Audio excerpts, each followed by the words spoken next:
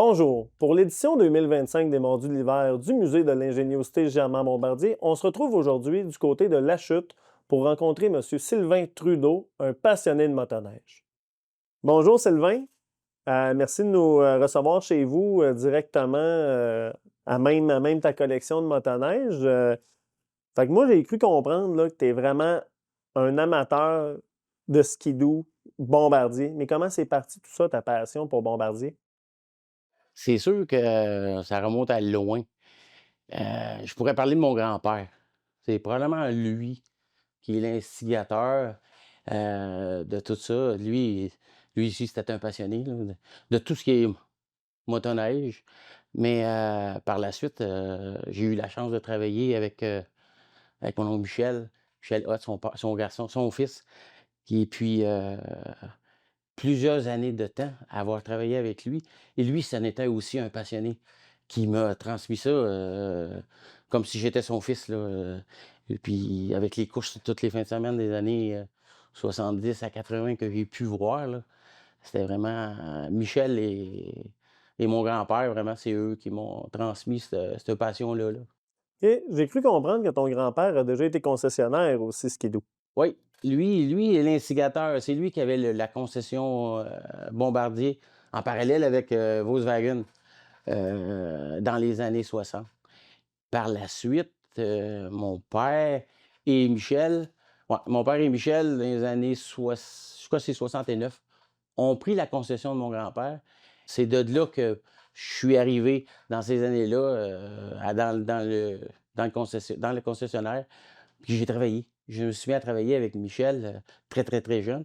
Heu, c'était c'était une aventure de voir ça, là, ça a toujours fait partie de ma vie, le skidoo bombardier. Peut-être une petite partie autre modèle, là. On en parlera peut-être plus tard, mais oui, la concession vient de mon grand-père, puis par la suite, mon père et mon oncle, puis par la suite, tout simplement mon oncle Michel, là, un concessionnaire à Chénéville, là. Qu'est-ce que tu faisais là-bas chez le concessionnaire? J'étais mécano. J'ai toujours été mécano. On faisait aussi l'assemblage des motoneiges neufs qu'on recevait, là. C'était toujours comme un cadeau de Noël. On recevait des motoneiges neuves des années 70, fin 70, là. La mécanique l'hiver. Mhm. La mécanique l'été aussi. Il y avait concession Can-Am aussi. Non, mécano, presque tout le temps mécano, pas vendeur. Mécano. Excellent. Donc, on peut vraiment dire que tu as baigné là-dedans depuis que tu es tout petit. Après ça, tu as fait de la motoneige, je présume, après les années 70-80. Comment tu es devenu collectionneur? Comment c'est parti tout ça pour dire j'en ai une, j'en ai deux, j'en ai trois, puis je continue? C'est sûr que c'est pas parti au début. Au début, tu es trop jeune, là, tu penses pas à ça, ces choses-là. Ma première motoneige, neuve dans les années 80 que j'ai acheté, heu, mais à un moment donné, tu te mets à vieillir, tu te dis: «Waouh!» Et tu t'entends un puis l'autre qui ont gardé le motoneige puis ont commencé une collection. Et justement, c'est elle ici en arrière, je l'ai achetée neuve. Puis cette machine-là, je me suis dit: «Ah ah, c'est là que ça va commencer. Je vais garder ce motoneige-là, puis je vais l'entretenir.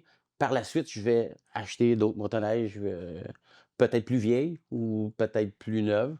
J'en ai des neuves aussi que je ne sais pas si je vais mettre dans ma collection un jour, mais sont trop neuves. C'est plutôt les vieilles motoneiges de fil en aiguille, d'année en année, qui m'a fait je suis pas un collectionneur que je vais dire, mais plutôt un passionné, qui m'a fait garder des puis surtout des motoneiges, je sais pas, c'est pas toutes des motoneiges de course, mais c'est des motoneiges performants. Mhm. C'est Oui. C'est en ça qui gros, c'est t'attirait le plus, là. ben, avec le concession, on avait des courses, puis avec les courses, ça faisait jaser du monde au garage. C'est c'est c'est c'est mon oncle Michel, c'est mon oncle Jacques, c'est mon oncle René, c'est mon père, c'est Gaston, c'est un et c'est l'autre. C'est tout le monde se réunit, puis moi, je suis tout petit, là, j'entends parler ça. Hey, c'est-tu le fun, ça, rien qu'un peu, là, de les entendre jaser? Puis là, ils ont toutes les motoneiges différentes l'une de l'autre, puis des petites compétitions là-dedans. Puis là, ben, de village en village, ils vont dans les courses. Puis le lundi, ils reviennent au garage, puis ça parle encore de course. La passion, ça vient d'un peu eux autres, là. Petite question comme ça, tu as pointé ta première motoneige que tu as commencé La collection. ta collection, mais c'est quel modèle exactement? C'est un Mag Z 2001. avec un 800 3 cylindres.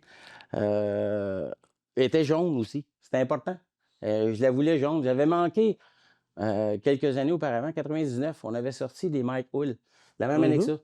On avait sorti des Mike Hull jaunes. Puis j'avais manqué ce motoneige-là. Mais en 2001, on l'a ressorti jaune. Puis je me suis dit, c'est là que ça part avec la modèle jaune 800 3 cylindres. Peux-tu me dire, c'est quoi la première motoneige que tu as conduit? Ça, si je me rappelle bien, avant qu'on rouvre la concession de motoneige à Cheneville, j'ai habité à Saint-Émile, puis on venait de vendre la maison, mon père s'en allait à Cheneville. J'ai demeuré chez ma grand-mère à l'hôtel. Elle avait un hôtel. Et puis, on avait une dame qui travaillait pour nous. Je suis allé me promener avec elle. Elle nous embarquait en arrière d'elle, puis je suis allé me promener avec elle. Puis elle m'avait laissé conduire la motoneige pour une coupe de pieds, là, je sais pas, une coupe de 100 pieds. C'est probablement une Olympique. Ça peut pas être plus vieux que 68. C'était en 67 ou en 68, j'ai 4 ou 5 ans, là. On était dans le skidoo, en tout Oui, cas. on Ça, était c'est dans le sûr. C'était skidoo, jaune. c'est sûr que Mm. c'était jaune, là. T'as pas des skis de bois, là, c'est des skis en métal, là. Mais c'est sûr que c'est une motoneige 68 ou 67, là. Excellent. Tu en as parlé un petit peu tantôt. Je sais que tu as dit que tu as collectionné d'autres choses que Ouais. du bombardier. Comment ça? Comment ça s'est passé tout ça pour... J'ai pas collectionné simplement des motoneiges bombardiers. Étant jeune, les cartes de hockey, là, tu sais, on rêvait tous d'avoir la carte de Guy Lafleur, là, tu sais, mais il y avait beaucoup de bons joueurs des Canadiens. Fait que les cartes de hockey, j'en ai collectionné un peu. En parallèle avec ça, j'aimais bien les petites voitures Hot Wheels. Fait que j'avais ma boîte avec mes petites motoneiges, affaires-là. Il y a aussi, comme je t'ai dit tantôt, j'ai collectionné toutes mes casquettes d'année en année que j'ai fait de la motoneige. À chaque fois que j'achetais une motoneige, j'achetais une casquette. Elle représentait l'année.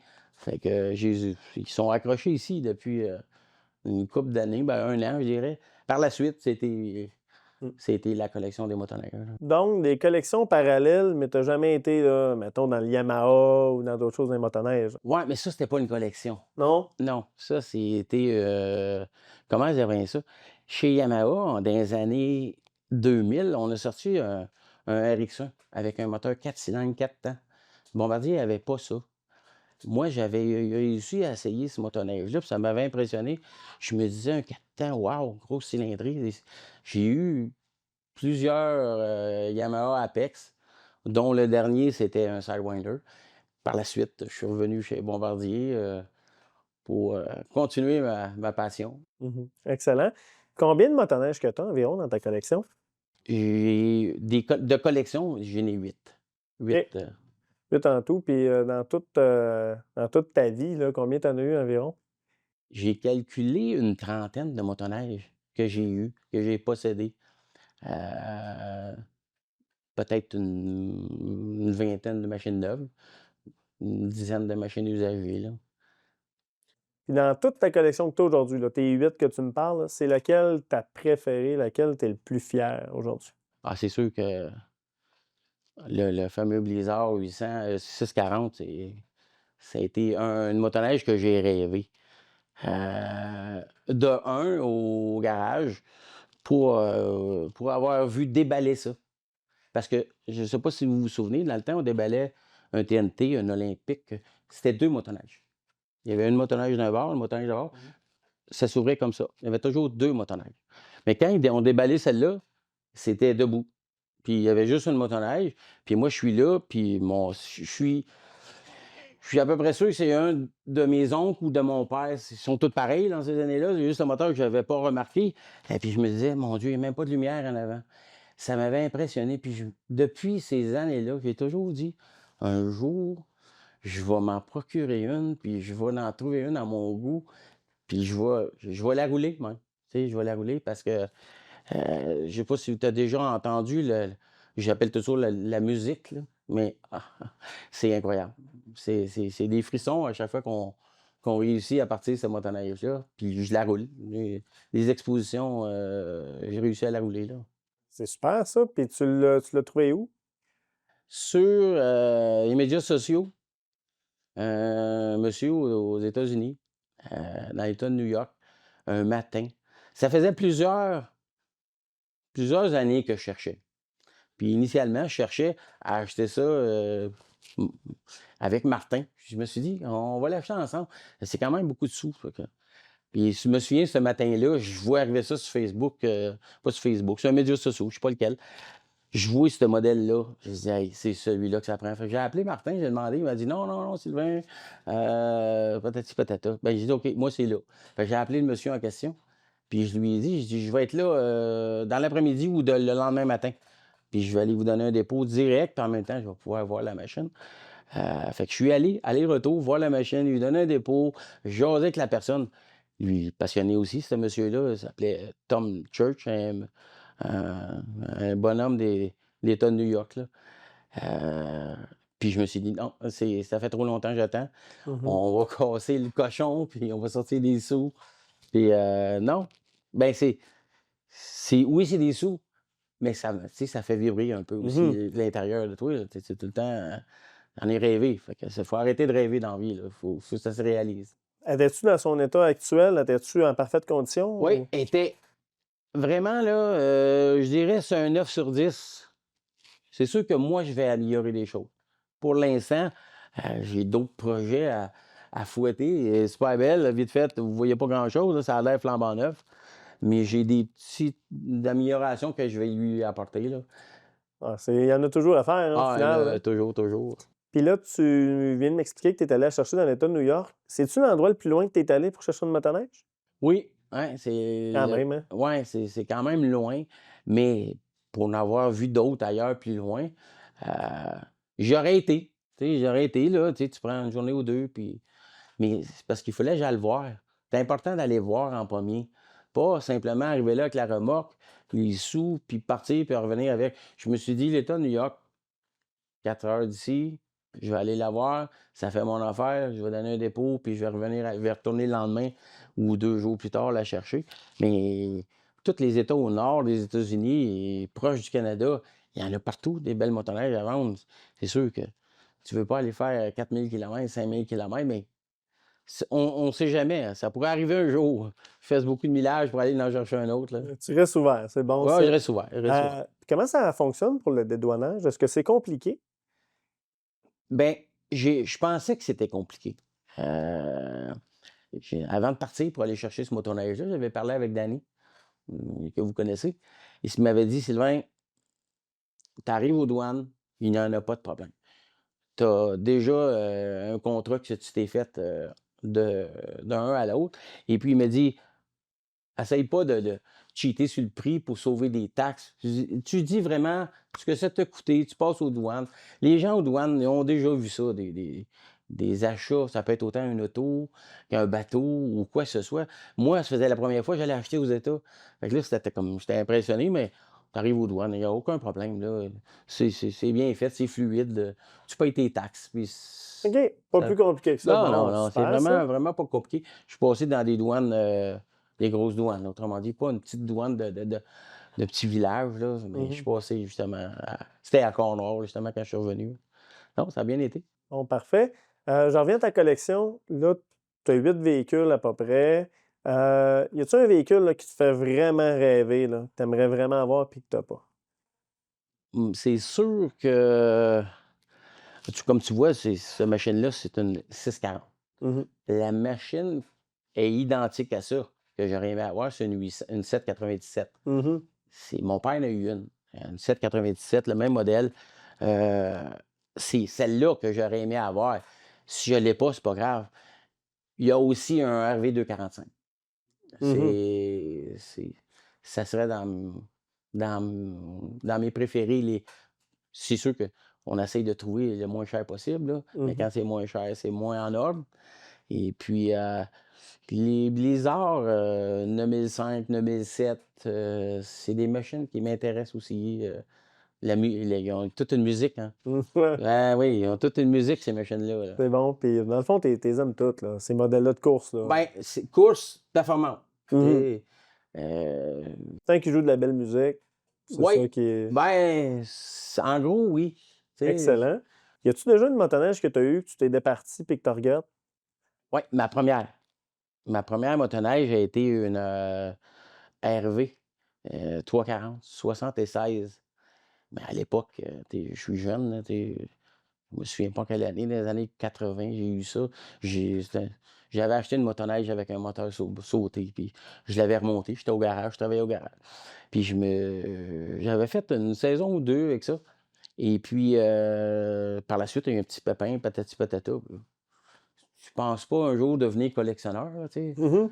Je m'étais départi pour, pour peu, pour peu d'argent, pour pouvoir acheter une neuve, une Blizzard 5005 neuve. Mais oui, je regrette d'avoir laissé partir cette motoneige-là. Aujourd'hui, je serais fier de ma première motoneige, là, tu sais. Ah oui, c'est sûr, c'est le classique qu'on entend, on y pense pas. Ça, On je y pense pas, comprends. c'est ça. Tu parlais de mécanique, puis ça m'amène au point, je sais que tu achètes des véhicules des fois qui sont pas en état là, 10 sur 10. Ouais. Donc, il y a du travail à faire de restauration. C'est toi qui le fais toi-même?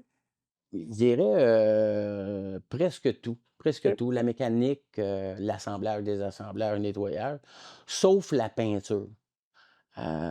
Comme tu vois celle-là ici en arrière, la Élan, la peinture toute la structure peinture a été faite par Danny, pas Danny, mais Alain de Honte, qu'on dit. Mhm. Alain, c'est un passionné aussi, là. Il m'avait été référé, puis le body est proche comme un œuf. Mais tout le reste, c'est moi qui le fais, le désassemblage avec mon garçon. Mon garçon, quand j'ai acheté ça en 2015, on s'est mis à démancher ça, puis on s'est dit: «Ah, nous, on va le faire de A à Z». C'est pas si facile que ça. Il y a des choses que on n'a pas l'habilité. Ou on est des bons mécanos, ou on est des bons assembleurs. Oui, on peut la nettoyer, la mettre propre, la mettre en ordre, la faire partir, les choses-là. Quand ça vient le temps de la peinture, j'ai pas l'habilité d'un vrai peintre. Mm. Puis débosselage aussi, parce que c'est bossé, là, c'est bossé partout. On a essayé là, de débosser, puis oups, on fait une bosse ailleurs. Quand on débosse à un endroit, les débosseleurs, ils savent quoi faire. C'est un Moi, art, hein? ben oui, c'est un art être débosseleur. Non, et presque 80-90% de la motoneige, c'est moi avec mon garçon. Mais pour ce qui est de la peinture, j'ai donné ça à quelqu'un d'autre. Ben, c'est bon ça. Ah ouais. Puis pour tes pièces, là, comment tu fais pour les trouver? Est-ce que c'est les médias sociaux, le bouche-à-oreille? Je Comment dirais tu un peu procèdes? de tout. En parallèle avec ça, il y a aussi les rassemblements. Les rassemblements de motoneige l'été, les expositions. Souvent, on a aussi des vendeurs de pièces.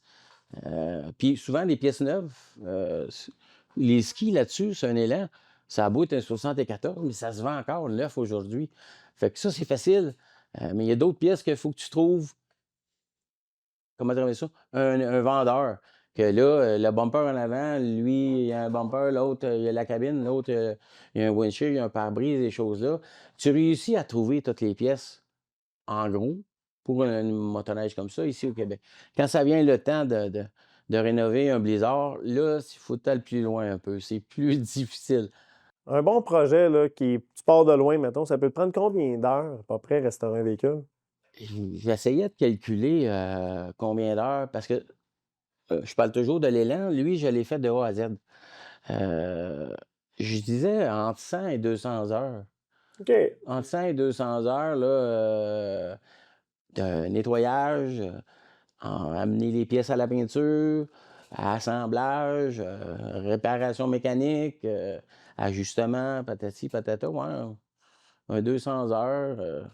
Quand même, hein, ça fait du travail pareil Ouais, à temps perdu ici et là. mais tu le vois pas.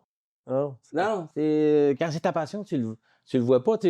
Ça progresse, puis c'est toujours content. Il y en a un qui vient voir ça. Hey, t'es rendu là, ah, t'es rendu là. Initialement, là, ce skidoo-là, il était sur le mur, tout en pièces. J'avais tout accroché mes pièces partout. Fait que c'était facile pour moi et le fun à voir.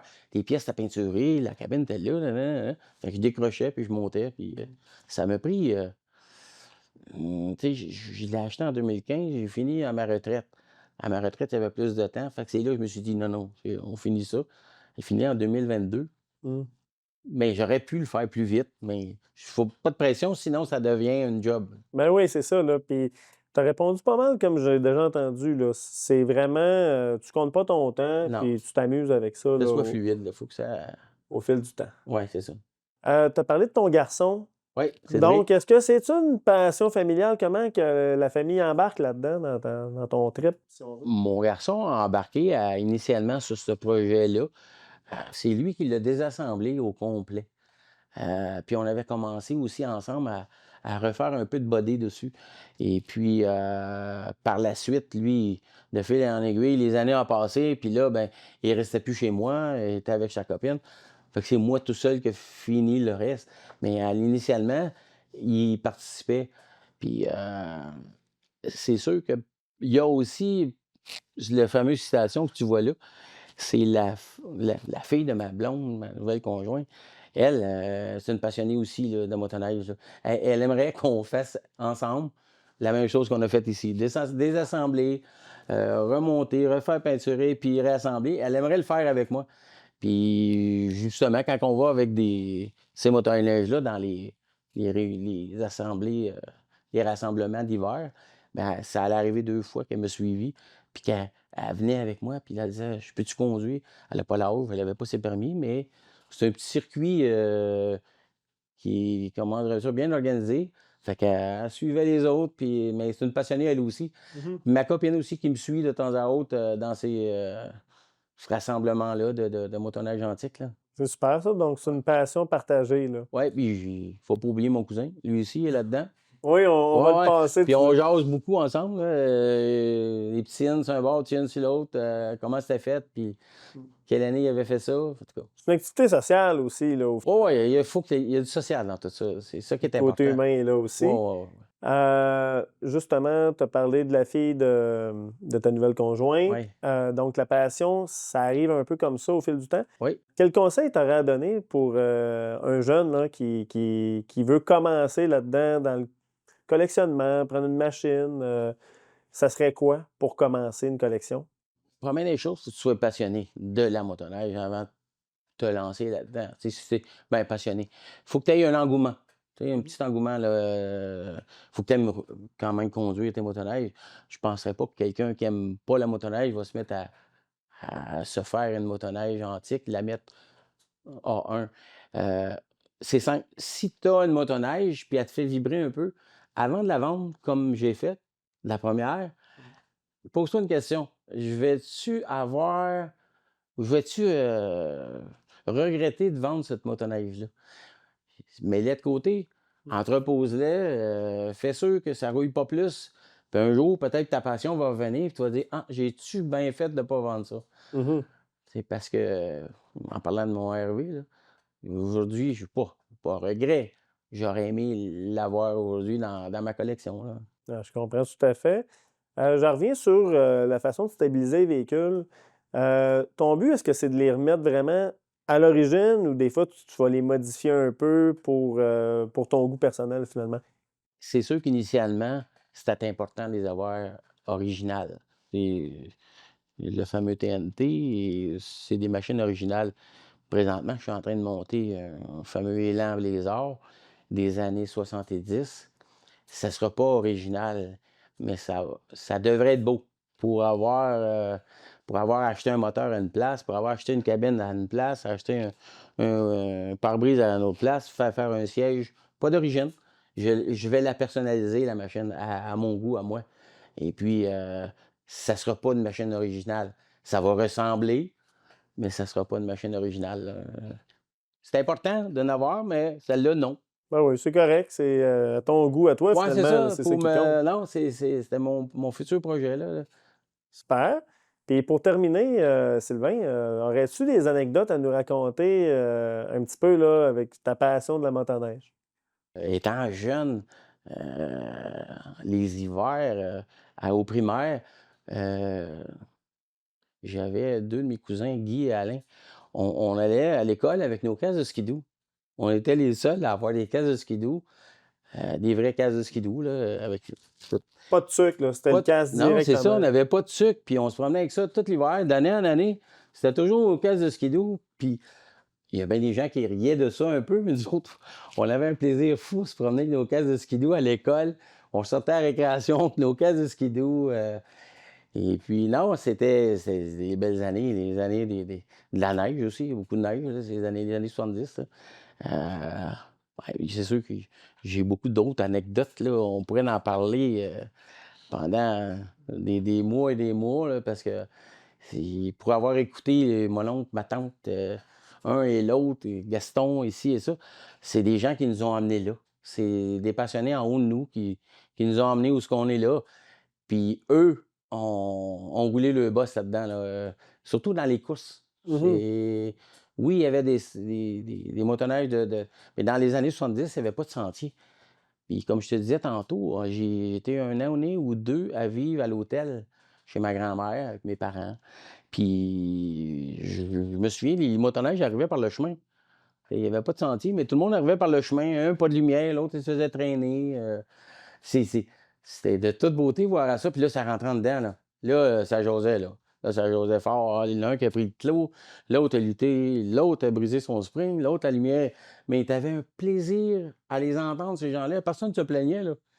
Ça jasait des heures et des heures et des heures devant une petite bière, puis petite anecdote, là. Fait qu'on voit vraiment que ta passion, là, tu l'as dans le sang depuis toujours, là. Ouais, Au final, là, ben, c'est... c'est sûr que la passion vient de loin, Mhm. mais avec les années, on dirait que Tu l'as il y a un engouement. entretenu. Ouais, on l'a entretenu, oui. Puis si j'ai bien compris aussi, tu as travaillé chez Bombardier à travers tout ça, là.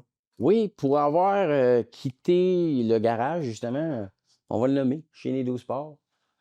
Pour avoir quitté le garage dans les années, pas dans les années, mais en 86, j'ai quitté pour l'aviation. Ça s'appelait Canadair dans le temps. Ben encore aujourd'hui, au Canadair, les gens connaissent ça. Bombardier a acheté ça en même temps que je suis arrivé. Fait que j'ai resté avec M. Baudouin, dans la famille Baudouin, Bombardier, toujours, toujours, toujours. J'ai pris ma retraite en 2022. Eux autres aussi, ils venaient de quitter l'aviation. On restait avec les avions d'affaires et puis les avions régionaux que nous, on faisait. Moi, j'ai quitté en 2021. Pris ma retraite avec Bombardier dans l'aviation. Fait que là, tu étais à 100% Bombardier. Ta Et passion voilà, puis ton travail. ça a commencé avec mon grand-père quand probablement je suis né. Je me souviens pas, mais lui, il avait l'agence. Puis ça s'est terminé avec ma carrière chez Bombardier dans l'aviation. Bon, mais Mais on a c'est toujours été là. excellent. Mais je te remercie, Sylvain, de nous avoir accueillis aujourd'hui pour nous faire découvrir ta passion. Vraiment très, très intéressant. Merci, Raphaël. Merci à l'équipe. Maintenant, en compagnie de M. Martin Hott. Bonjour, Martin. Salut, Raphaël. Donc, tu es le cousin, toi, de Sylvain. Oui, Et exactement. j'ai cru comprendre que tu avais vraiment une passion partagée avec, que vous avez fait des choses ensemble, là. Peux-tu me parler un peu, toi, comment c'est commencé tout ça, là, ta passion pour la motoneige? Ben, ma passion pour la motoneige, ça a commencé étant jeune, justement. J'ai été élevé, justement, J'ai grandi dans un concessionnaire, si on veut. Fait que ça a commencé là.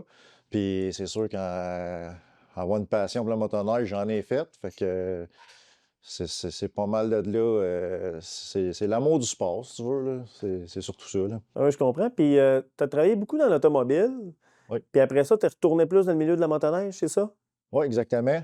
J'ai suivi mon cours de mécanique automobile, autrement dit, puis j'étais allé travailler dans des concessionnaires. J'ai travaillé une douzaine d'années dans le domaine de l'automobile, puis par la suite, j'ai eu la chance d'aller travailler dans un concessionnaire, puis je me suis dit que dans un concessionnaire de motoneige, skidoo justement, puis je me suis dit, ben pourquoi pas, je me lance, c'est ça ma passion, fait que on est revenu à la base, puis on s'est en allé dans le motoneige. Puis là, aujourd'hui, t'en as-tu une motoneige? Oui, j'en ai quelques-unes. J'en ai à peu près 6 ou 7 qui fonctionnent, là. Fait OK. que, ouais.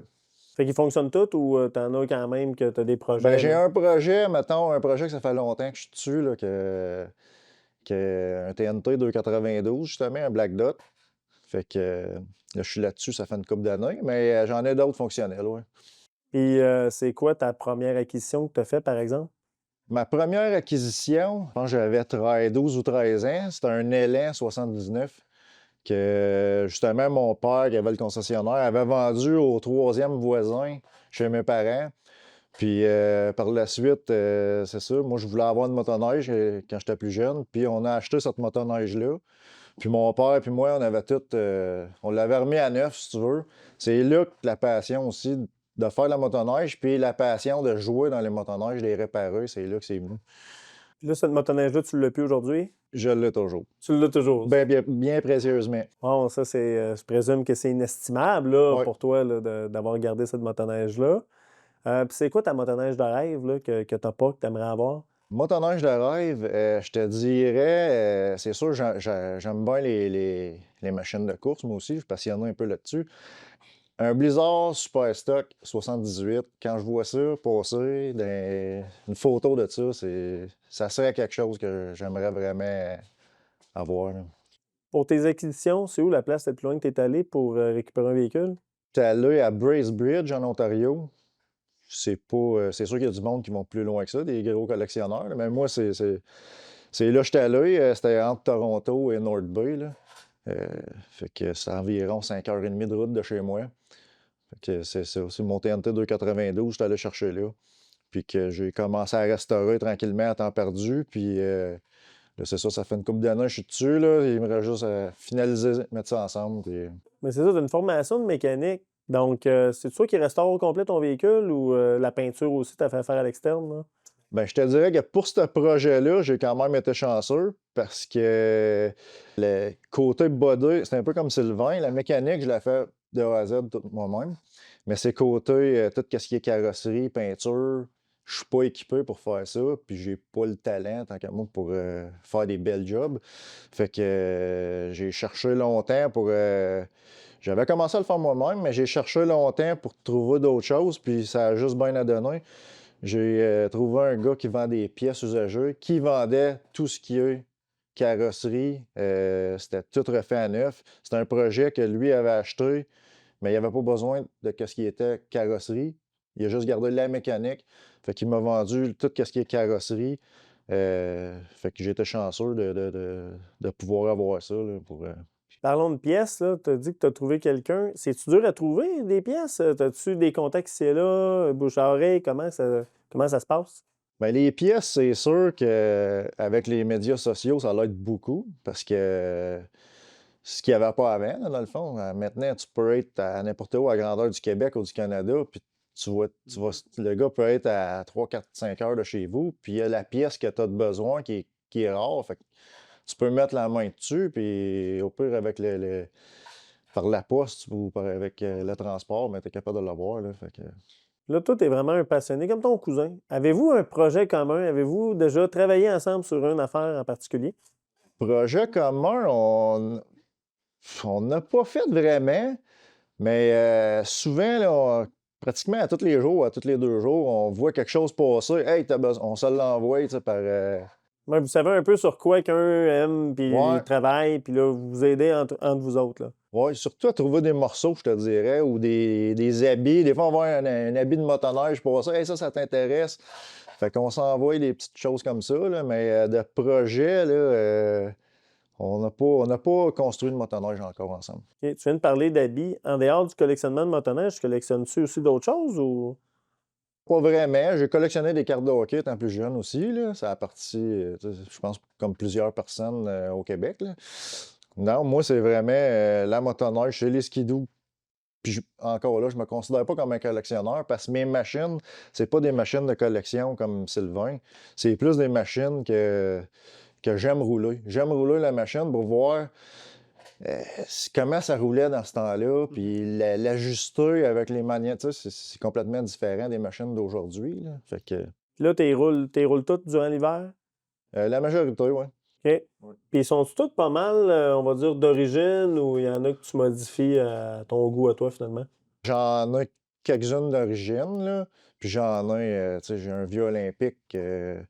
Ils vont avoir un câble de 73 avec un moteur de 78. Il n'y a rien qui match, mais c'est probablement la machine que j'aime le mieux rouler parce que je m'en sac un petit peu plus, là, Ben tu oui, sais. puis il y a une question de confort aussi, puis Ouais. de maniabilité, là. Donc, toi, si Ouais. tu l'aimes de même, pourquoi C'est pas, ça, hein? c'est ça. Fait qu'on s'amuse. C'est ça, je te dis, je me considère pas nécessairement comme un collectionneur. Je me considère plus comme un passionné qui aime rouler la machine, voir si le potentiel, qu'est-ce que ça peut avoir. Fait que c'est juste ça. C'est ça, tu veux pas juste l'avoir dans ton garage, là, vraiment placé, puis tu y touches pas. Là. Toi, tu veux quand même t'en servir. Ouais, c'est ça, on aime ça. C'est super.